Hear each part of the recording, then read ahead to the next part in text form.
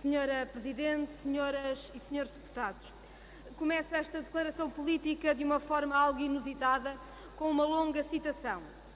É sabido que em qualquer sociedade, os mais velhos, as crianças e os deficientes são sempre os que pagam um preço mais elevado pela crise e por isso defendo que é importante que o Estado reforce os mecanismos de proteção relativamente a estes grupos.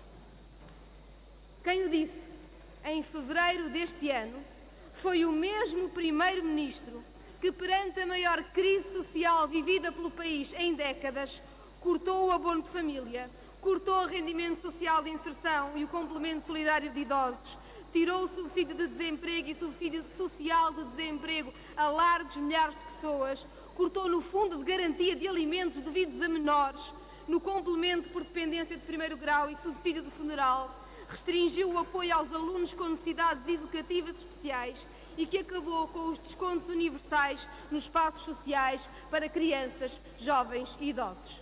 Repito a frase de Passos Coelho: é importante que o Estado reforce os mecanismos de proteção aos grupos mais frágeis. É isto a ética social na austeridade e a proteção das famílias de que tanto se vangloria a maioria de direita. Um vazio e indigno instrumento de propaganda. O Governo vive num permanente descaso entre o que diz e o que faz. Os números, embora não contem a história individual da degradação da qualidade de vida destas famílias, falam por si. 3 em cada 10 crianças em Portugal vivem em situação de carência. 3 em cada 10 das famílias monoparentais e quase metade das famílias com 3 ou mais filhos vivem na pobreza. A tenaz do Governo pressiona as famílias pela combinação do corte nos apoios sociais e económicos com o aumento da carga fiscal. Senhoras e senhores deputados, uma família com salário médio viu a sua carga fiscal aumentar em 30%. Ao mesmo tempo, perdeu direito ao abono de família, o passe do autocarro das crianças mais que duplicou e a conta da luz disparou. E assim uma vida de contas difíceis, sempre tiveram contas difíceis as famílias com rendimentos médios em Portugal, transformou-se numa vida de contas impossíveis. E para quem já está preso no rolo compressor das contas impossíveis, o que reservou o Governo? Uma família sem rendimentos, vítimas como tantas do desemprego de longa duração, viu a demagogia populista do CDS, à qual se atrelou o PSD, virar a sua fúria contra ela.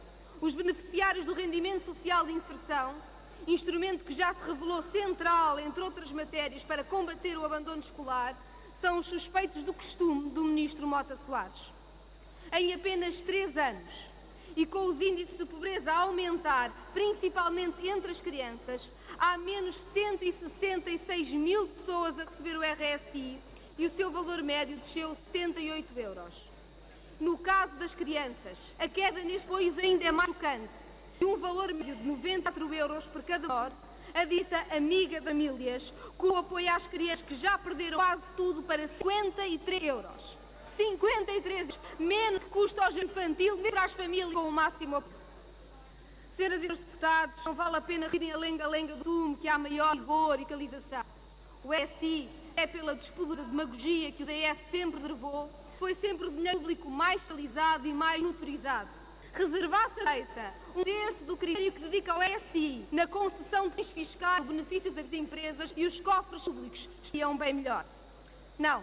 O que temos é a política de perseguição social aos mais desfavorecidos, encarados como madraços que não querem trabalhar à borla nos mirabolantes programas inventados por a maioria, a tentativa para fazer da pobreza um negócio. É a visão assistencista, que defende que os pobres não devem ser apoiados monetariamente, viver em autonomia e contrapõe com a humilhação do documento em géneros.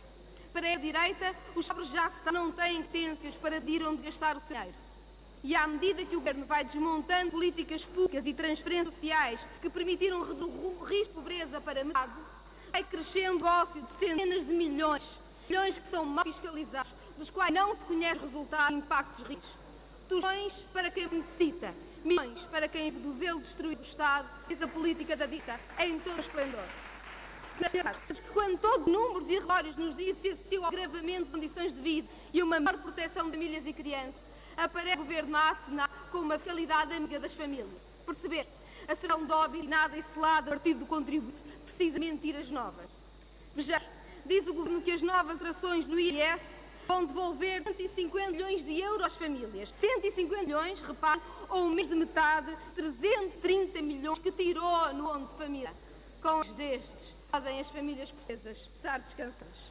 Dúvidas existem sobre o gigantesco número de propaganda que foi esta reforma do IRS, até ela que se seguiu foi esclarecedora. O Governo apresentou uma proposta que, para um pouco às famílias com 2 ou mais filhos, fazia todos os outros, 86% contribuintes, pagar mais. Que não, dizia o Secretário de Estado, é a subvenção dos mais. E a posição, que sim, reconhece o Primeiro-Ministro, mas vamos meter uma solução informática que vai fazer com que ninguém seja prejudicado.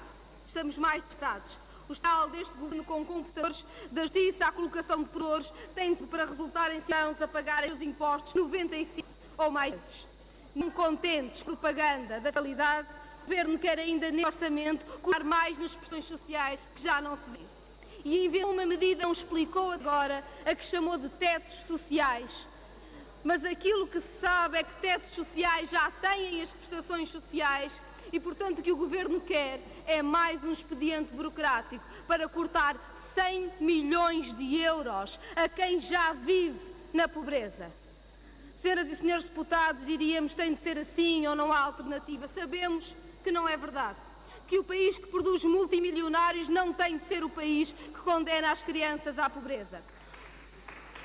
A semana passada, a maioria da direita, enquanto fazia a propaganda da fiscalidade e retirava mais nos apoios sociais, chumbou aqui na Assembleia da República as propostas do Bloco de Esquerda para devolver prestações sociais, abono de família, acesso aos transportes públicos, acesso à ação social escolar, acesso às bolsas de estudo.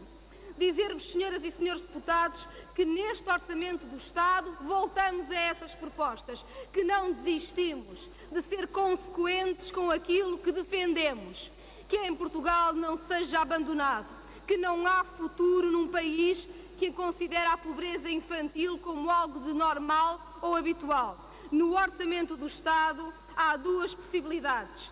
Ou votam uma fiscalidade indecente de propaganda que nada traz às famílias, ou votam mais cortes nas prestações sociais, afundando mais o país na pobreza, ou é sim possível votar prestações sociais que respondam às pessoas, votar uma fiscalidade que retire o esbulho a quem vive do seu trabalho. A propaganda não resolve os problemas da pobreza. Tem um problema adicional. Insulta quem está na situação mais frágil. E isso não é nunca aceitável.